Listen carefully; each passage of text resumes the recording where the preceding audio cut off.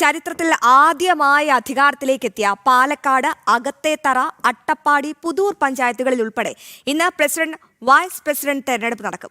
രാവിലെയാണ് പ്രസിഡന്റ് തെരഞ്ഞെടുപ്പ്. ജില്ലയിലെ 9ഓളം പഞ്ചായത്തുകളിൽ ആർക്കും ഭൂരിപക്ഷമില്ലാതെ ഒപ്പത്തിനൊപ്പമാണ് BJP. സീറ്റുകൾ ഇവിടങ്ങളിൽ ടോസ് ലഭിക്കുന്നവർക്ക് പ്രസിഡന്റ്, വൈസ് പ്രസിഡന്റ് സ്ഥാനങ്ങൾ ലഭിക്കും. വിവരങ്ങൾ നൽകാൻ അരുൺ ആലത്തൂർ ചേരുന്നുണ്ട്. Arun Alathur, very good morning. BJPയുടെ ചരിത്രത്തിൽ ആദ്യമായാണ് ഈ പാലക്കാട് ചില പഞ്ചായത്തുകളിലേക്ക് അധികാരത്തിലെത്തുന്നത്. എങ്ങനെയാണ് ഇതിനെ നോക്കിക്കാണുന്നത്? ഒപ്പം എപ്പോഴാകും അവിടുത്തെ അധ്യക്ഷന്മാരെ അറിയാൻ സാധിക്കുക?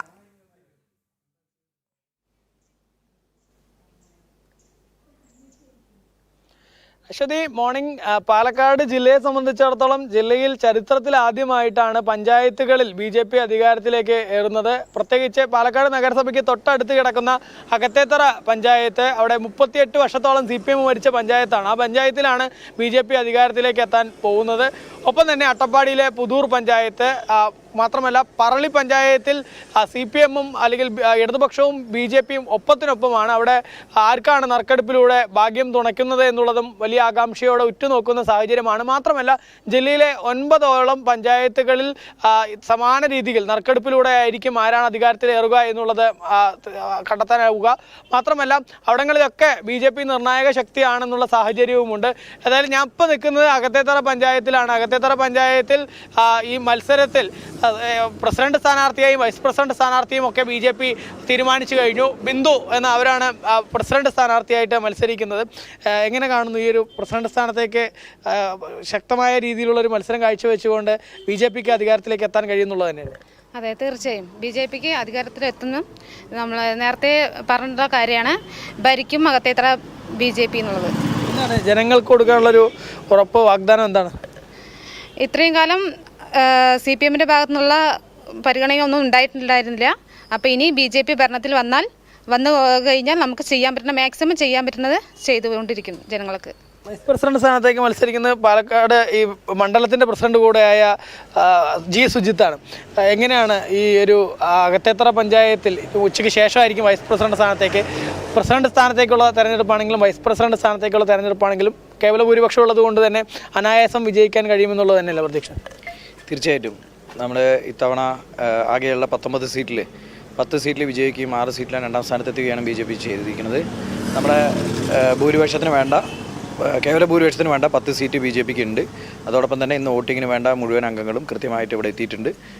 നിലവിൽ ഭൂരിപക്ഷം കൃത്യമായിട്ട് BJPക്ക് ലഭിക്കും തന്നെയാണ് ഞങ്ങളുടെ പ്രതീക്ഷ. ഭരണത്തിലേറിയാൽ എന്താണ് ജനങ്ങൾക്ക് ആദ്യം എന്ത് കാര്യങ്ങളൊക്കെയാണ് ചെയ്തു തുടങ്ങാൻ ഉദ്ദേശിക്കുന്നത്? നിരവധി കാര്യങ്ങളുണ്ട്. എന്നാലും നമുക്ക് ചെയ്യാനായിട്ടുള്ളത് ഇപ്പോൾ നമുക്കറിയാം, ഏറ്റവും കൂടുതൽ ജനങ്ങളിൽ നിന്ന് ബുദ്ധിമുട്ടുന്നതിന് അകത്തേത്തറ പഞ്ചായത്തിൽ റോഡുകളുടെ ശോചനീയാവസ്ഥയാണ്. അതോടൊപ്പം തന്നെ പ്രധാന പ്രദേശങ്ങളിലെല്ലാം വെള്ളക്കെട്ടും ഉൾപ്പെടെയുള്ള ഒരുപാട് കാര്യങ്ങളുണ്ട്. അപ്പോൾ ഇതിനെല്ലാം മുൻഗണന കൊടുത്തുകൊണ്ട് തന്നെ BJP മുന്നോട്ട് പോകും. അതോടൊപ്പം കേന്ദ്ര സർക്കാരിൽ നിന്ന് ലഭിക്കുന്ന പദ്ധതികൾ എന്തൊക്കെയുണ്ടോ അത് കൃത്യമായിട്ട് പഞ്ചായത്തിലേക്ക് എത്തിക്കേണ്ട ഉത്തരവാദിത്വം കൂടി BJP ഏറ്റെടുക്കുകയാണ്. നേരത്തെ ഈ നിങ്ങൾ വിജയിച്ച സമയത്ത് തന്നെ വലിയ ആഹ്ലാദ പ്രകടനവും കാര്യങ്ങളൊക്കെ ആയിരുന്നു. ഇന്നും വലിയ ആഘോഷമാക്കി മാറ്റാനുള്ള ഒരു തയ്യാറെടുപ്പിൽ തന്നെയാണ്? തീർച്ചയായിട്ടും ഇന്നും വൈകുന്നേരം ആഹ്ലാദ പ്രകടനം എല്ലാം ഉണ്ടാവും. ഇത് ജനങ്ങളുടെ വിജയമാണ്, പ്രവർത്തകരുടെ വിജയമാണ്. അതിനു വേണ്ടിയിട്ട് അകത്തേത്തറ പഞ്ചായത്തിലെ ഒരുപാട് ജനങ്ങൾ BJP അധികാരത്തിൽ വരാൻ വേണ്ടി പ്രവർത്തിച്ചിട്ടുണ്ട്. അവരെല്ലാം വിജയമായിട്ട് നമ്മൾ കാണുന്നത്. ജനങ്ങൾക്ക് ആവശ്യമുള്ള എല്ലാ കാര്യങ്ങളും ജനങ്ങൾക്ക് എത്തിക്കുക എന്നുള്ളതാണ് പഞ്ചായത്ത് പ്രസിഡന്റ്, വൈസ് പ്രസിഡന്റ് ഞങ്ങളെല്ലാവരും ഒരു തീരുമാനം, ഒറ്റക്കെട്ടായുള്ള തീരുമാനമാണ്.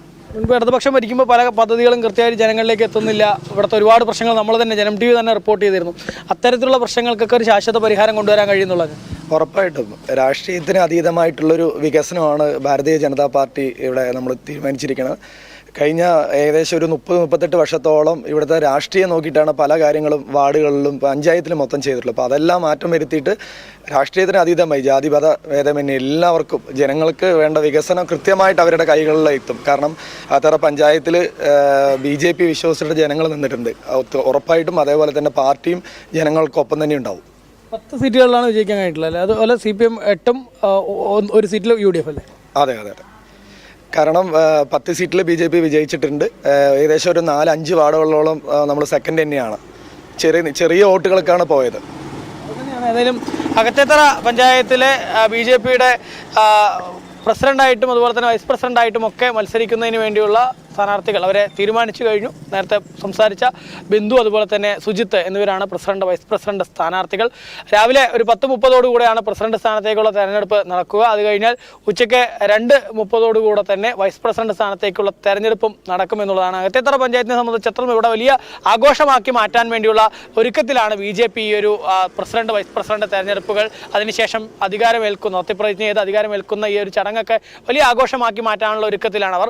അതേസമയം തന്നെ അട്ടപ്പാടിയിലെ പുതൂർ പഞ്ചായത്തിലേക്ക് വരുമ്പോൾ പുതൂർ പഞ്ചായത്തിൽ 8 സീറ്റുകളിലാണ് അവിടെ BJP വിജയിച്ചിട്ടുള്ളത്. ആ 8 സീറ്റുകളിൽ 7 സീറ്റുകളിലും വിജയിച്ചിട്ടുള്ളത് അല്ലെങ്കിൽ 7 വാർഡുകളിലും വിജയിച്ചിട്ടുള്ളത് പട്ടികവർഗ വിഭാഗത്തിൽ നിന്നുള്ള, അതായത് വനവാസി വിഭാഗത്തിൽ നിന്നുള്ളവരാണ് 7 മെമ്പർമാരും എന്നുള്ള പ്രത്യേകത കൂടി അട്ടപ്പാടി പുതൂർ പഞ്ചായത്തിലുണ്ട്. അവിടെയാണെങ്കിൽ ഇടതുപക്ഷത്തെ നാമാവശേഷമാക്കിക്കൊണ്ടാണ് 8 സീറ്റുകളിൽ BJP വിജയിക്കുന്ന സാഹചര്യം ഉണ്ടായിരിക്കുന്നത്. BJPയും UDF തമ്മിലാണ് അവിടെ മത്സരം. അവിടെയും അനായാസം അധികാരത്തിലേക്ക് എത്താൻ കഴിയുമെന്നുള്ളത് തന്നെയാണ് BJPയുടെ പ്രതീക്ഷ. അതേസമയം നേരത്തെ ഞാൻ പറഞ്ഞ പറളി പഞ്ചായത്തിൽ സമാസമമാണ്. അതുകൊണ്ട് തന്നെ നറുക്കെടുപ്പിൽ ആരെ ഭാഗ്യം തുണയ്ക്കും എന്നുള്ളതാണ്. ചിലപ്പോൾ BJPയെ ഭാഗ്യം തുണയ്ക്കുകയാണെങ്കിൽ പറളി പഞ്ചായത്തിൽ കൂടെ അധികാരത്തിലെത്തുന്ന ഒരു സാഹചര്യം ഉണ്ടാവും എന്നുള്ളതാണ്. അശ്വതി. ശരി അരുൺ, കാര്യങ്ങൾ വ്യക്തമാണ്. BJPയുടെ ചരിത്രത്തിൽ ആദ്യമായാണ് അങ്ങനെ പാലക്കാട് അധികാരത്തിലെത്തുന്നത്.